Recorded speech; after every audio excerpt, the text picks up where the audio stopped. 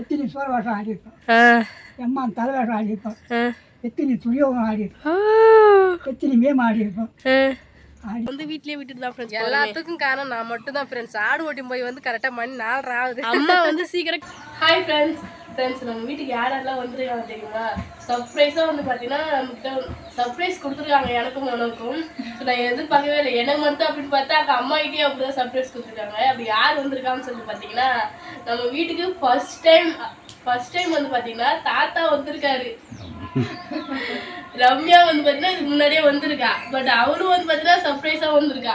So என்கிட்ட சொல்லவே இல்லை. நான் ஊருக்கு எப்போ சொன்னாங்க போன மண்டே திங்காமல் வந்து சொன்னீங்களே. ஸோ வரவே இல்லை. சரி அவன் எப்பவுமே சொல்லுவான் நான் ஊருக்கு வரேன் சொல்லுவான். ஆனால் வரமாட்டான். ஸோ அதே மாதிரி தான் இப்பயும் சொல்லி விட்டுட்டா வரல போலன்னு நினச்சேன். ஆனால் வந்து பார்த்தீங்கன்னா இன்னைக்கு வந்து சர்ப்ரைஸாக வந்திருக்கேன் அப்படின்றா. அவங்க தான் வந்து டீ போட்டுட்டு இருக்கேன். தாத்தா ஃபர்ஸ்ட் டைம் நம்ம வீட்டுக்கு வந்திருக்காரு. முன்னாடியே சொல்லிட்டு வந்திருந்தா ஏதாவது செஞ்சிருக்கலாம். சர்ப்ரைஸ் சொல்லாம வரதுக்கு பேர் தான் சர்ப்ரைஸ். சொல்லிட்டு வர முடியும். எல்லாருக்கும் சர்ப்ரைஸ்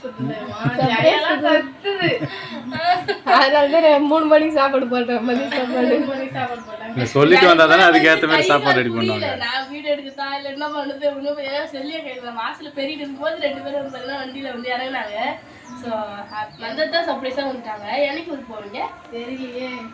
ஸோ தெரியலன்னா நம்ம அதுக்குள்ளே வந்து பார்த்தீங்கன்னா நாங்கள் ஏதாவது பண்ணலாம். நம்ம ஏதாவது எல்லாம் ஜாலியாக சேர்ந்து ரொம்ப நாள் ஆகுது எல்லாம் சேர்ந்து சமைச்சு சாப்பிட்டு எல்லாமே. ஸோ இது ஒரு வாய்ப்பாக பயன்படுத்தி ஒரு நாள் வச்சு திடீர்னு வந்ததுனால இதுக்கு அப்புறம் தான் எதாக இருந்தாலும் பிளான் பண்ணணும். தாத்தாலாம் ஃபர்ஸ்ட் டைம் வந்திருக்காரு நம்ம வீட்டுக்கு. ரொம்ப ஹாப்பியா இருக்கு. கல்யாணம் ஆகி நம்ம வீட்டுக்கு வந்திருக்கு. ஆமா இந்த 2 வருஷம் கல்யாணம் தப்ப வந்தாரு. அதோட வரல. கல்யாணம் தப்பு கூட இந்த வீட்டுக்கு வரல. கல்யாணத்துக்கு வந்து அப்படியே போயிட்டாரு. ஆமா ஃப்ரெண்ட்ஸ் இப்போதான் வந்திருக்காரு. ஸோ ரொம்ப ஹாப்பியா இருக்கு. ஃபர்ஸ்ட் டீ போட்டு கொடுத்தாரு. நான் ரொம்ப நேரமா ஆட்டிட்டு அப்படியே பேசிட்டு இருக்காரு. ஃப்ரெண்ட்ஸ் ஃபர்ஸ்ட் டைம் இந்த புது வீடு கட்டி இப்போதான் ஃபர்ஸ்ட் டைம் ரம்யா இல்லை நான். ஆமாம். ஸோ இது வந்து நம்ம வீட்டுக்கு புது வீடு கட்டி ரம்யா ஃபர்ஸ்ட் டைம் தான் வந்திருக்கேன். நான் யோசிச்சேன் இப்போ தான் உட்காந்து புது வீடு கட்டுறதுக்கு அப்புறம் எப்பயா வந்தாரான்னு யோசிச்சேன். ஆனால் இல்லை இப்போ தான் வந்திருக்கேன் ஃப்ரெண்ட்ஸ். இப்போதான் பார்க்குறேன்.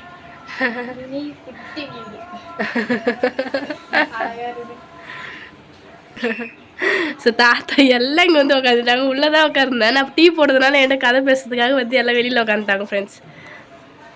சொல்லு எப்படி போகுது லைஃப்லாம்? இங்கேருந்து டைலர் கிளாஸ்லாம் முடிச்சு போயிட்டு அங்கே போய் எதாவது தைக்கிறியா எதாவது பண்ணுறியா? சரி இந்த விஷயம் தூக்கின்னு போறியா? வண்டி வச்சுதான் எடுத்துன்னு போகணும். நாங்களாம் நம்ம விழுப்புரத்துலேருந்து தலையில் தூக்கிட்டு அந்த வண்டி தான் வச்சு ஒரு ஆட்டோ இங்க இருந்து 300 400 குடுத்து எங்க வீட்டுக்கு 2000 கொடுத்து நான் அதுல குடுத்து பெரிய அது பேர் 25,000ல என்ன மிஷின் பவர் மிஷினே உருமாறி வந்துறாங்க. இப்படிதான் இட்டு போறேன். தலையாட்டது நான் இங்க ஜெயா இங்க பெரியம்மா போயிட்டாரா? பாய் வரோண்ணே. 2 பக்கம் காலை போட்டு உட்கார சொல்லாமா?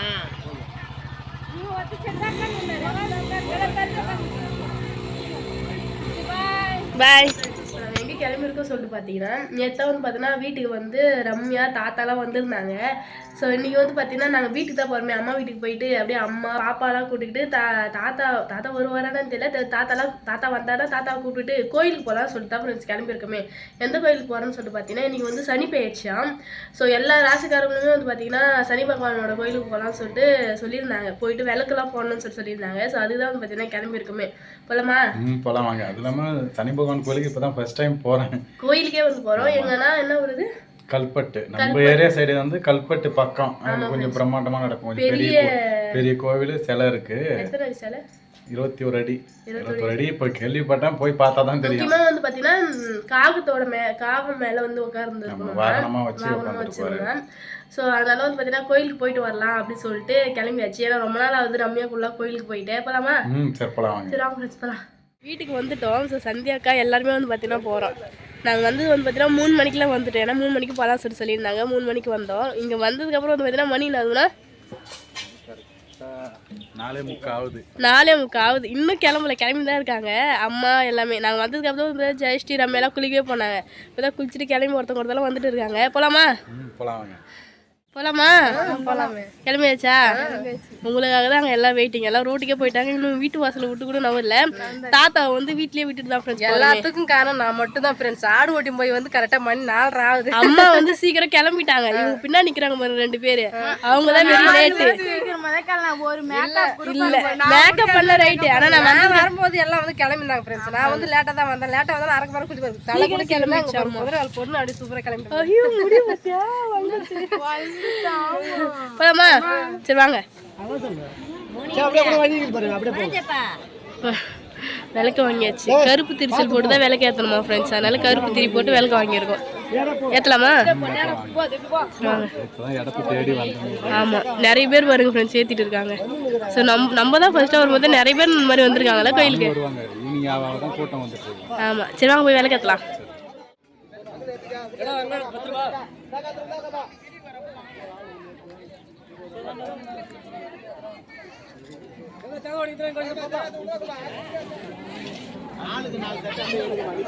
அழகாக விளக்கு ஏற்றியாச்சு. ஆமாம் ஃப்ரெண்ட்ஸ்.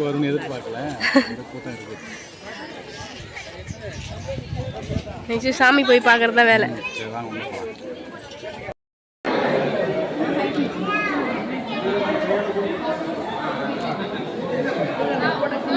சாமியில் கும்பிட்டீங்களா?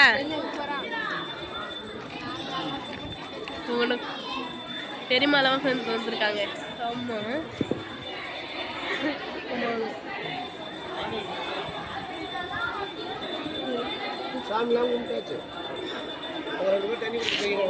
சாட்டு சஞ்செல்லாம் சாட்டு தண்ணி குடிக்க போயிடுது.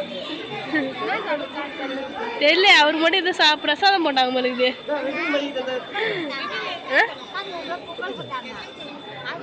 நம்மள கூப்பிடுவேல பத்தியா?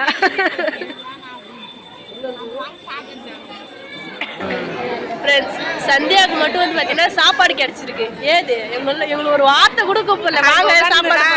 பக்கத்தில் அதுக்கு உட்காந்துருந்தாங்க. அவங்க தான் சாப்பிடுமா கொடுத்தாங்க. அவங்க சாப்பிட்டு எனக்கு கூட ஒரு வாய் கூட கொடுக்கல. ஸ்நாக்ஸா?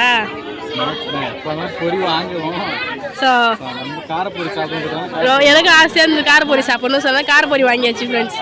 காரப்பொரி 2 விதமா காரப்பொரி இருக்கு. இதுதான் விற்பாங்க கோயில்ல, அதனால இதே வாங்கியாச்சு. பொரி உண்டை. போலாமா? சரி போலாம். சாமிலாம் கும்பிட்டு வெளியே வந்து பொரியெல்லாம் வாங்கிக்கிட்டு வர வழியில போகும்போதே பார்த்துருக்கோம் பானிபூரி கடை இருக்குன்னு சொல்லிட்டு சாப்பிட போனா அப்படின்னு சொல்லிட்டாங்க. எல்லாமே வாங்கி ஒரு பேட் வாங்கி சாப்பிட்டுட்டு இருக்கோம். சரி சாப்பிடுங்க. பெரியமாவும் விஜய் மாமா சாப்பிட மாட்டாங்களா? ஸோ அதனால அவங்க மட்டும் விட்டுட்டு நாங்கள் எல்லாரும் சாப்பிட்டுட்டு இருக்கோம். சரி ஆல்ரெடி வாங்கி தான் வச்சிருக்கேன். நாக்கு சுட்டுதுல சளி பிடிச்சிட்டு இருந்துச்சுல. நான் வாய் கஷ்டமா இருக்குது. இப்போ சுத்தமாக எதுவுமே காரமும் தெரியல சித்தியும் தெரியல எதுவுமே தெரியல. ஆமாம் அப்படிதான் இருக்கும். நீ சூடு ஆறுனதுக்கு அப்புறம் சாப்பிடணும். எல்லாருக்கும் கம்பெனி கொடுக்குறேன். சரி சாப்பிடுங்க. உலக நிலை முழுதாகி அங்கு உயராகி ஒளிதாமாகி குந்தி திரு மேல திசை 8ஆகி 9 சக்கரமுடைய உயர்குயராகி ஒளிதாமாகி கலையில் அறிவானந்த காட்சியாகி நெஞ்சான கதையாகி கண்ணாகி இரவு சீரகா சமதரமாக இயல்பாகி இணை ஒன்று இல்லாதாகி தொந்தி வயராகி எங்கள் குருமான சுப்பிரியம். கைத்தட்டுங்க எல்லாரும்.